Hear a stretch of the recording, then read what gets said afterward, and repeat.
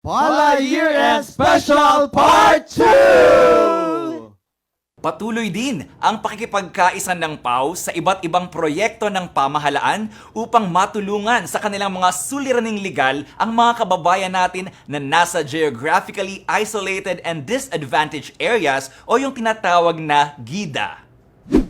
Ilan sa mga proyektong ito ang Love for All ng ating First Lady Luis Araneta Marcos at ang Bagong Pilipinas Serbisyo Fair. Maliban dito, ay tuloy-tuloy din ang community outreach program ng Public Attorney's Office para sa mga nasa malalayo at liblib na barangay ng ating bansa. Ilan lamang yan sa mga proyekto na inilulunsad at nilalahukan ng PAW sa pangunguna ng ating punong manananggol pambayan. Asahan po ninyo, sa susunod na taon ay marami pang proyekto ang ikakasan ng PAW. Kasama na dyan ang para sa ating indigenous communities. Isang kahayagan ng pagtatagumpay ng isang organisasyon o ahensya ay ang patuloy na pagdami ng bilang ng mga naninilbihan dito. O di naman kaya ay ang paglago ng kaalaman ng mga kawani nito na magagamit sa mas dekalibre at dekalidad na pagseserbisyo. Kaya masasabi nating nasa tamang landas ang tinatahak ng Public Attorney's Office sa pamumuno ng ating masigasig at masipag na punong manananggol pambayan, Dr. Persida Virueda Acosta, DSD. Sa katunayan, para sa taong ito, 2024, ay nasa 659 ang total new and newly promoted PAW lawyers and staff. Ibig sabihin, sa kasalukuyan ay nasa 2,676 ang ating PAW lawyers at 1,035 ang bilang ng ating mga kawani. Sa kabuuan ay nasa 3,711 bilang ng bumubuo sa Public Attorney's Office. Sa management level naman, ay 3 ang inappoint ng ating Presidente Ferdinand Bongbong Marcos Jr. noong April 2, 2024 nang kumpirmahin ng palasyo ang appointment ng dating Director ng PAW Forensic Laboratory Division na si Dr. Erwin P. Erfe, Attorney at Law, bilang Deputy Chief Public Attorney na kahalili ng nagretirong DCPA na si Attorney Silvestre P. Mosing. Nagugulat ako no. Nag-umpisa ito noong nagkaroon ng eleksyon during the management meeting. Nagulat ako doon dahil nakakuha tayo ng napakaraming boto. Overwhelming yung votes na nakuha natin. But hindi ko alam na gano'n ang pagtitiwala ng mga sa management ng Public Attorney's Office at gano'n din ng mga staff. At nakita ko yung suporta nila. Itong ma-receive ko yung appointment ng mahal na Pangulo. Nagulat din ako dahil hindi ko akalain na merong ganong pagtitiwala ang Pangulo sa kakayanan natin na maging kabilang sa Public Attorney's Office. Kasi sa akin, masayang-masaya na ako na nandun ako sa Forensic Laboratory. Ang pangarap ko nga gamitin yung forensic science para sa mga mahihirap Kasi yun ang nakita kong kulang doon sa justice system natin. Meron silang fighting chance sa korte. Maraming salamat po sa ating mahal na Pangulo, Ferdinand Bongbong Marcos Jr. sa kanyang pagtitiwala po sa atin na maging kabahagi ng Public Attorney's Office bilang Deputy Chief Public Attorney. Nagpapasalamat din po ako kay First Lady Lisa Araneta Marcos, kay Executive Secretary Lucas Bersamin, at sa ating mahal na PAW Chief Persida Acosta. Maraming salamat po kay dating DCPA Silvestre Mosing. Maraming salamat po sa lahat po ng staff na tumulong, nagsumuporta, at nagbigay pugay.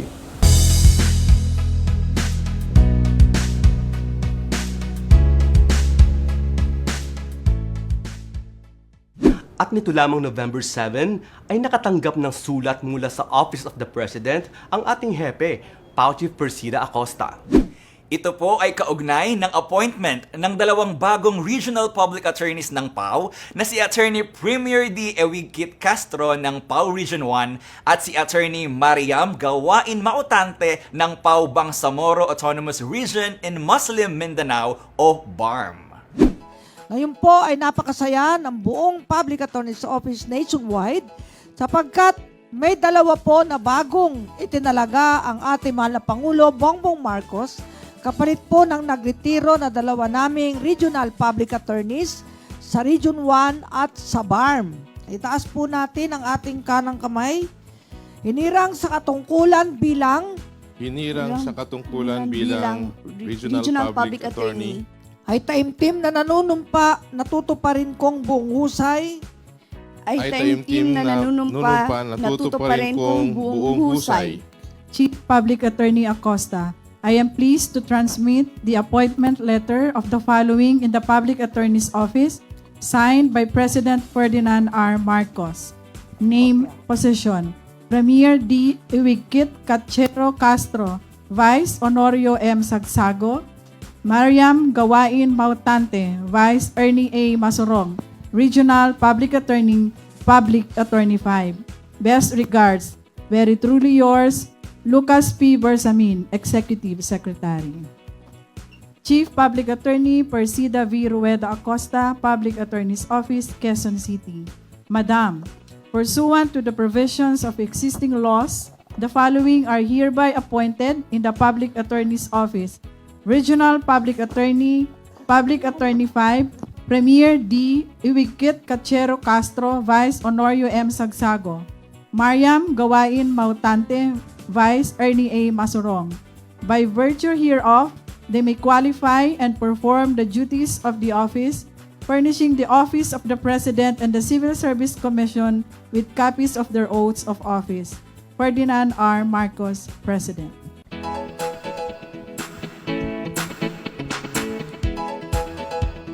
Nagpapasalamat po ako sa full support, trust and confidence ng ating mahal na Pangulo sa Public Attorney's Office at kami naman po ay handang makipagkaisa sa magagandang alituntunin at mga pulisiya ng ating pamahalaan para po maghari ang kapayapaan, kaunlaran at katotohanan sa ating bayan.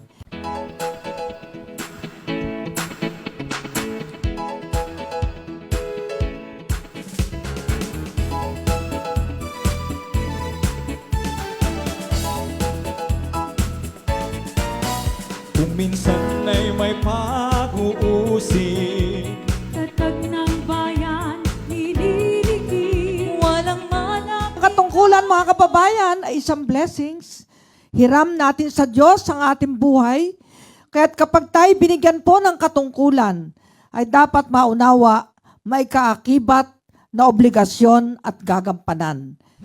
At sa taong ito ay sumailalim sa 8 Mandatory Continuing Legal Education o MCLE ang ating halos 3,000 PAW lawyers na may temang ang Public Attorney's Office sa Bagong Pilipinas nagbibigay ng maaasahan, agaran at karampatang legal na serbisyo sa maralitang Pilipino upang isulong ang karapatang panlipunan. Idinaos ito sa plenary hall ng Philippine International Convention Center o PICC sa Pasay City. Today, my goosebumps are caused by the joy and warmth that I feel in seeing all of you, especially my more than 2,500 public attorneys nationwide. Palakpakan niyo ang inyong sarili. As my PAW Olympians and champions of the masses, your trainings are unending. Ito po ang ating empowerment, capacity building, kasama na rin ang accountability as components of social development. Tayo rin ang dangal ng bayan. Kapag walang katarungan, naghihirap ang loob ng ating mga kababayan, hindi makatulog. Ang sabi nga, matitiis ang gutom, ngunit ang kawalang katarungan ay mahirap tiisin. Kaya tayo ang mga sugo ng Diyos Ama upang ibsan ang paghihirap ng loob ng ating mga kababayan. Nagkaroon tayo ng mga MCLE trainings, pang-8 na to. Nag-umpisa noong 2003, 2006, 2009, 2011, 2014, 2017, 2022 at ngayong 2024. Natupad ko ba ang aking pangako sa inyo? At next year, pangako ko sa inyo, kung nandito pa ako, Grand Convention ng PAW lawyers and staff dito rin sa PICC. Marami tayong pagsubok na dinaanan. Akala ko mawawala na ako sa inyo. Pero naramdaman ko ang haplos ng Espiritu ng Diyos upang ibsan ang ating pagdurusa. Lahat ng hamon ay sama-sama nating haharapin. My dear public attorneys, our mandated legal services should be delivered wholeheartedly, with honesty, good faith, dedication, with a smile. Alam niyo ba yung ngiti nyo lang sa kliyente? Habang ini-interview nyo, nakangiti kayo, pinararamdam nyo mahal sila, naiibsa na ang kanilang dala. Continue walking extra smile, and that extra mile, I am there with you. Hindi ko kayo iiwanan. Saan man ako pumaroon. Pinatotohanan naman ng mga naglilingkod sa Public Attorney's Office na kahit abala sa kanilang mga workload ay taglay pa rin nila ang work-life balance nang makipag-isa sila sa #Palaliga Persida Acosta Cup 2024 kung saan nagharap-harap sa friendly competition ang mga PAW lawyers and staff sa 3 sports: badminton, volleyball at basketball.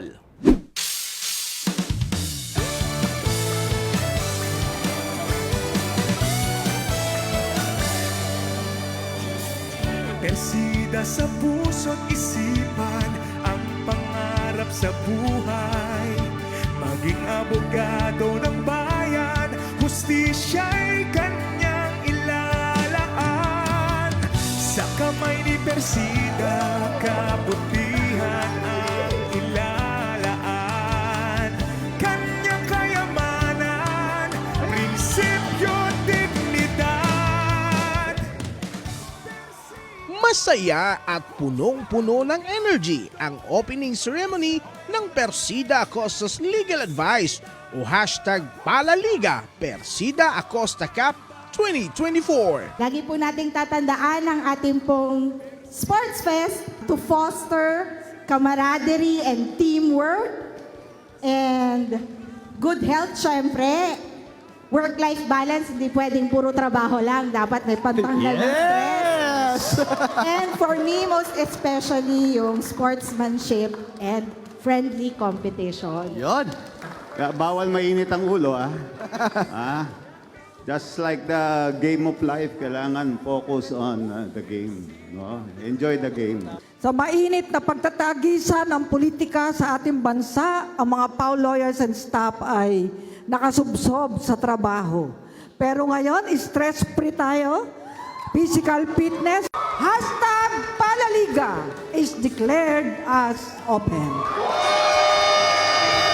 Persida Acosta, sama-sama't magkaisa, tulungan ang naaapi, katotohanan at katarungan. Persida, tunay na kasangga, sa kamay ni Persida, kabutihan ang mananaig.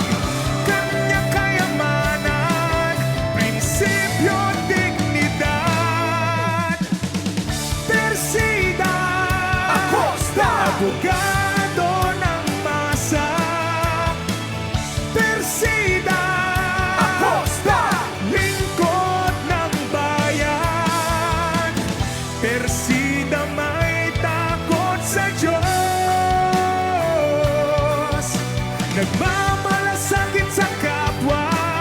Persida Acosta, Persida Acosta, abogado ng masa.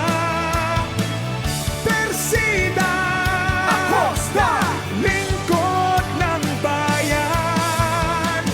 Persida may